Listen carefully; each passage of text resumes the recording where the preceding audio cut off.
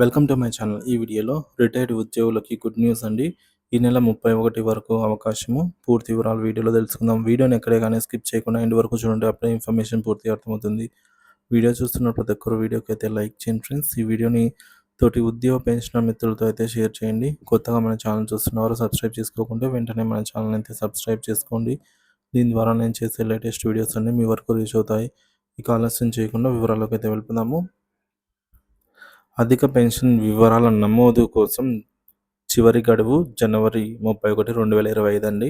Employees provident fund organisation EPFO అధిక pension కోసం దరఖాస్తు చేసిన ఉద్యోగులు మరియు పెన్షన్ల కోసం జనవరి 31, 2025 వరకు వారి వేతన వివరాల నమోదు చేసుకోవడానికి తుది గడువుగా అయితే ప్రకటించింది.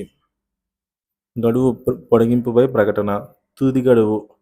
ఇప్పటికే గడువును పలుమార్లు పొడిగించి పొడిగించిన ఈపీఎఫ్ఓ ఈసారి తాజాగా ప్రకటించిన గడువే తుది గడువు అని అయితే స్పష్టం చేసింది. సంస్థ ఈ అంశంపై ఆఖరి అవకాశం అని పేర్కొంది.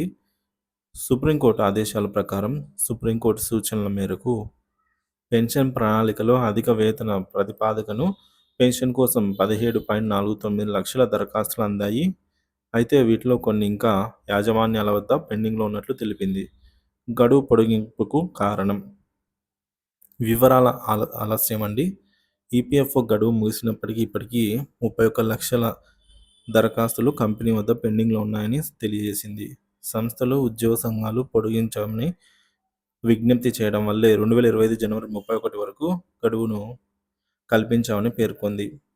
ఉద్యోగులకు సౌలభ్యం. అధిక వేతన ఆధారంగా పెన్షన్ పొందేందుకు తదుపరి సమస్యలు లేకుండా అన్ని వివరాలను నమోదు చేసుకునే అవకాశం ఇవ్వడం కోసం ఈ నిర్ణయం తీసుకున్నారు. ఈపీఎఫ్ఓ ప్రక్రియ వివరాలు. వేతన వివరాల నమోదు.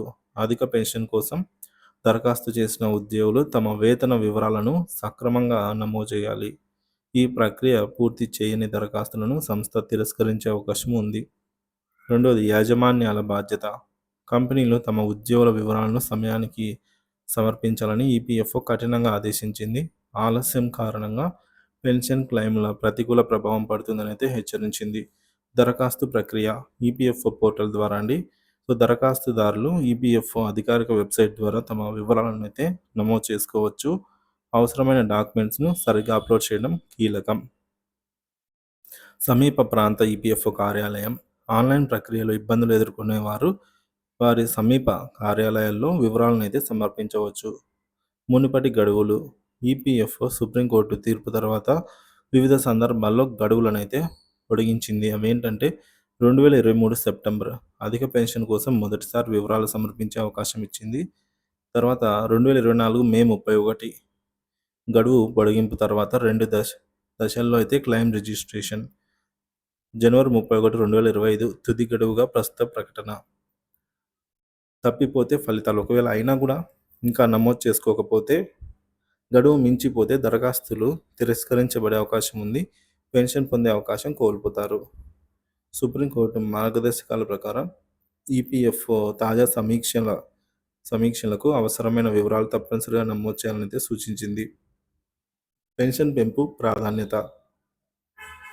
అధిక వేతనాల ఆధారంగా పెన్షన్ పొందడం అనేది ఉద్యోగుల భవిష్యత్తు ఆర్థిక భద్రతకు కీలకం. ఈ నిర్ణయం పెన్షనర్ల జీవితాల్లో కీలక మార్పు తీసుకురావడమే లక్ష్యంగా ఉన్నట్లు ఈపీఎఫ్ఓ పేర్కొంది. ముఖ్య సూచనలు. తాజాగా ఈపీఎఫ్ ఖాతా వివరాలను అప్డేట్ చేయడము, సకాలంలో కంపెనీ మీ వేతన వివరాలను